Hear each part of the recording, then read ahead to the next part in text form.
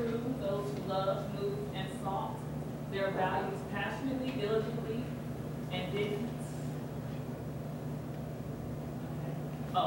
allow their unorthodoxy to stop them.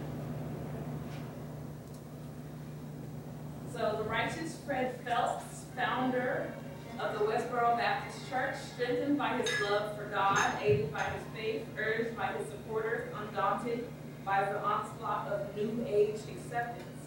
His strength came from an unalterable source, one impossible to be eroded even by the waters of unstable belief, and all-encompassing dogma brought upon by the New Age. Fred Phelps was not unlike the Christian crusaders of old. Faithful, pious, headstrong, pious, headstrong, righteous, and righteous hero. The practical Rush Limbaugh, conservative political commentator, author, and radio show host. His avid rejection of liberal beliefs and policies, no matter how accommodating to the general public, has landed him among one of the most influential conservatives of the last decades. He is the epitome of the all-American working man.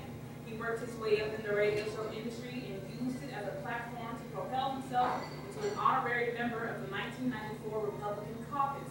Despite slamming allegations of racism and classism, Mr. Limbaugh has turned his humble beginnings as a college dropout to a political mainstay.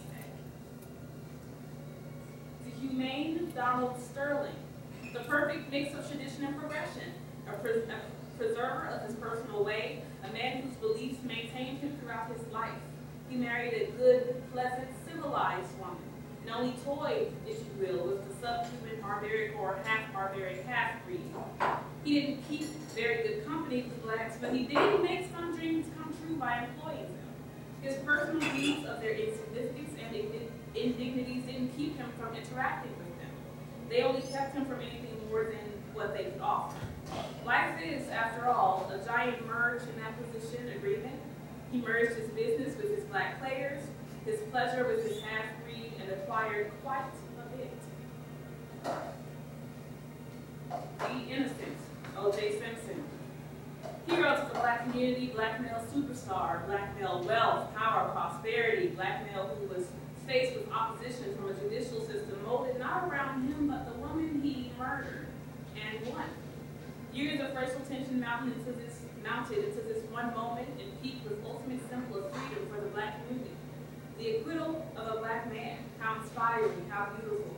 Before there was a black president, there was this symbol of progress. The effectual Casey Anthony, a hero to modern day feminism. No longer must a woman be burdened with onuses she feels are too great for her shoulders. Onuses society placed on her as a woman, the obligation of motherhood. She freed herself of these confines, or was freed of these confines, and the judicial system backed her choice. She lives on freely, childless, obligationless, a freedom seldom awarded to mothers who feel trapped. Her freedom marks society's understanding of the plight of a woman and willingness to accommodate them. The Honorable Officer Darren Wilson, one of the most important preservers of civility to date.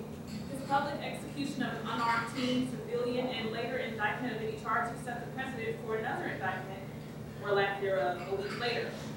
His freedom preserves the American dream in all its polished, perfect, and pale glory, and that has no room for any taints of any kind. Through mere defecation of character and an account he told with 3 months to polish, touching on every black stereotype there is, he received no indictment as killing a black teenager, preserving the pristine white purity of the American dream, reestablished to pre-OJ conditions.